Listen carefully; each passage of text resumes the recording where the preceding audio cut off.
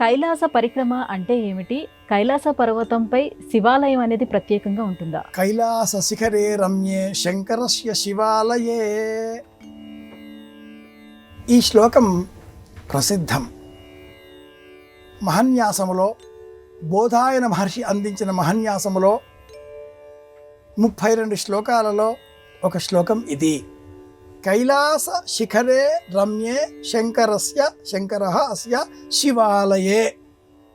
అలాగే కైలాస పర్వతం మీద ఒక శివాలయం, ఆ శివాలయంలో పరమేశ్వరుడు కొలువై ఉన్నాడు. అక్కడికి వెళ్ళి మనం చేసేటటువంటి సేవ, పరిక్రమ, ఇలాంటి ఆలోచనలు పలువురిలో కలుగుతూ ఉంటాయి. నిజమే.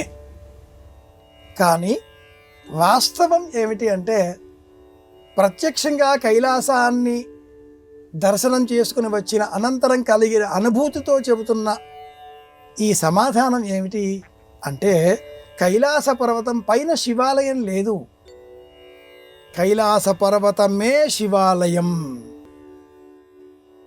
ఇక నదులకు మనం చేసేటటువంటిది ఒక సేవ. మహాభారతం, రామాయణం వీటిల్లో నదుల ప్రస్తావన వచ్చినప్పుడు, అలాగే పర్వతాల ప్రస్తావన వచ్చినప్పుడు ఆ పర్వతాల చుట్టూరా ప్రదక్షిణ చేయడం, నదుల చుట్టూరా కూడా అవకాశం ఉంటే ప్రదక్షిణ చేయడం ఈ గ్రంథాలు వివరిస్తాయి. పరమపుణ్యప్రదం ఈ పనులు అంటూ బోధిస్తాయి. కనుకనే నేటికి మనమంతా నర్మదా నది పరిక్రమ ప్రదక్షిణ చేస్తాం. అలాగే అరుణాచలం కొండ ప్రదక్షిణ చేస్తాం. ఇప్పుడు సింహాచలం ఈ కొండకు కూడా ప్రదక్షిణలు చేస్తున్నాం. విజయపురి, విజయవాడ కనకదుర్గమ్మ వెలిసిన ఆ కొండ చుట్టూ ప్రదక్షిణ. ఇవన్నీ నెమ్మదిగా చాలా ప్రసిద్ధి పొందుతూ ఉన్నాయి. శబరిమలై చుట్టూరా ప్రదక్షిణ ఎలా ప్రసిద్ధంగా మారి ఉన్నవో, అత్యంత పురాతనమైన వేల సంవత్సరాలుగా సంస్కృతిలో, భారతంలో అంతర్భాగమైనటువంటి అంశం కైలాస పర్వత పరిక్రమ. ఒక కొండనే పరమాత్ముడు, కైలాస పర్వతమే పరమాత్ముడు.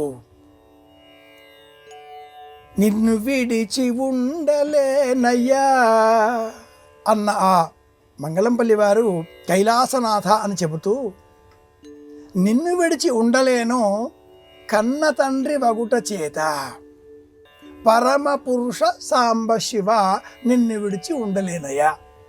ఇంత చిన్న లైన్లలో, వరుసలలో ప్రపంచమంతా కూడా పట్టరానంత సాహిత్యాన్ని, వేదాంతాన్ని, అమృతమయమైన భావజాలాన్ని నింపి ఉన్నటువంటి ఆ కీర్తన వింటే కైలాసం అంటే ఏమిటో మనకు సుబోధకమవుతుంది. కొంతలో కొంతైనా అర్థమవుతుంది. పర్వతమే దైవం. ఆ చుట్టూరా చేసేటటువంటి సేవ, పరిక్రమ 46 కిలోమీటర్ల దూరం అలా నేలబారుగా ఉంటే 2 రోజుల్లో ఏమిటి, 1 రోజులో ప్రదక్షిణ చేసేయచ్చు. అలా నేలబారుగా లేని విషయం ఇది. చుట్టూరా ఉండే కొండల మధ్యన ఒక కొండ, చుట్టూరా ఉండే కొండలను బయట నుంచి తిరిగితే ఇంకా నెలల తరబడి దీర్ఘ ప్రయాణం కనుక ఆ కొండల మీద నుంచి ఎక్కాలి దిగాలి అలా చేసేటటువంటి పరిక్రమ ప్రదక్షిణ. కాబట్టి ఇది చాలా కఠినమైనది. నేలబారుగా ఉంటే 46 కిలోమీటర్లు 1 రోజులో అయిపోతుంది, 2 రోజుల్లో. కానీ ఇది అలా లేని విషయం. మధ్యలో గ్లేసియర్లు ఉంటాయి, నదులు ఉంటాయి, కొండలు ఉంటాయి, గుట్టలు ఉంటాయి, చిన్న అనేక ఉపభాగాలు వస్తూ ఉంటాయి. ఎక్కాలి దిగాలి. ఈ నేపథ్యంలో కైలాస పర్వత పరిక్రమ అంటే చాలా కఠినమైనటువంటి అంశం. కనుక అది కొండ కాదు, పరమాత్ముడే. కాస్త దృష్టి పెట్టి మనం ఆ పర్వతాన్ని చాలా ప్రేమగా చూచినట్లయితే, శిలాజములు అంటారు, రాళ్ళు కరిగి రకరకాల దేవతా రూపాలుగా మన దర్శనమిస్తూ ఉంటారు. ఏ విధంగానైతే మనం విశాఖపట్నం వద్ద ఉన్నటువంటి కొండలలో, లోయలలో చూస్తూ ఉంటామో, అలాగే ఇక్కడ కూడా ఈ పర్వతానికి దక్షిణం వైపున సరిగా ఏ విధంగానైతే పాండురంగడు ఉంటాడో అలా ఒక కొండ కరిగి కనిపిస్తుంది. రెండు చేతులు నడుములు పట్టుకొని నామం కనిపిస్తూ నాసికతో, ఆ పక్కనే హనుమంతుడు, ఆ పక్కనే ఏనుగుల వరస తొండాలతో సహా ఆ రాతి పైన అలా కారిన రాతి రూపాలే అలా ఏర్పడిపోయాయి. కైలాస పర్వతానికి సరిగ్గా నార్త్ ఉత్తరం వైపున మరి ఒక కొండ, ఒక పెద్ద సింహాసనం, రెండు వైపులా రెండు ఏనుగులు, ఆ సింహాసనం పైన ఎవరో కూర్చున్నట్లుగా చెక్కబడ్డ రూపం, ఇదంతా కూడా నిజంగా మనం చూడవచ్చు ఆ పర్వతాన్ని పరిశీలనగా చూచినట్లయితే.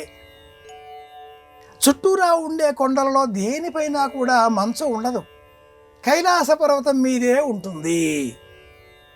అలాగే కైలాస పర్వతం చాలా దూరంగా మానస సరోవరం, మానస సరోవరానికి అవతలి వైపున ఉండే మరికొన్ని పర్వతాలపైన మళ్ళీ మంచు కొండలు.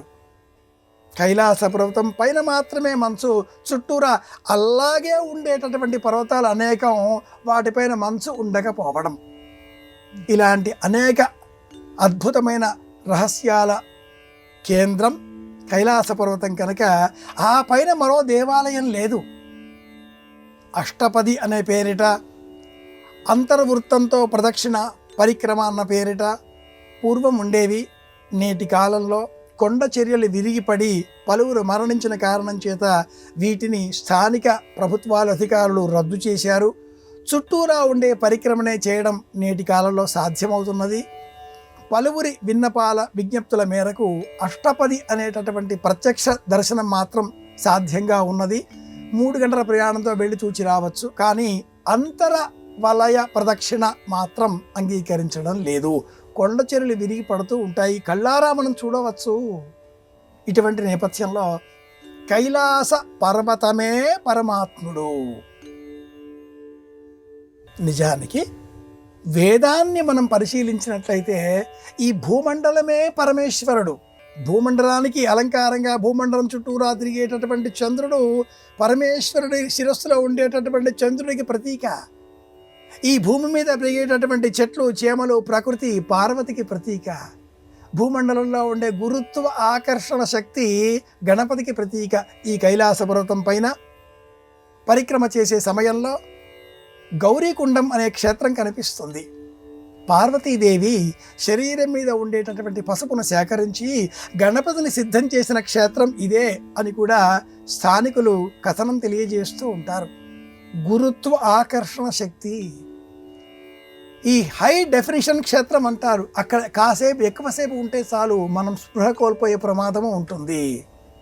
మనల్ని మనం అచేతనంగా మారిపోయిన స్థితిని మనమే గమనించవచ్చు. ఈ క్షేత్రానికి వెళితే అపరూపమైన అద్భుతమైన అత్యద్భుతమైన అనుభవాల కేంద్రం కనుకనే అన్ని యాత్రలలోకెల్లా కూడా కైలాస యాత్ర శిఖరాయమానమైనది అని కూడా అంటూ ఉంటారు.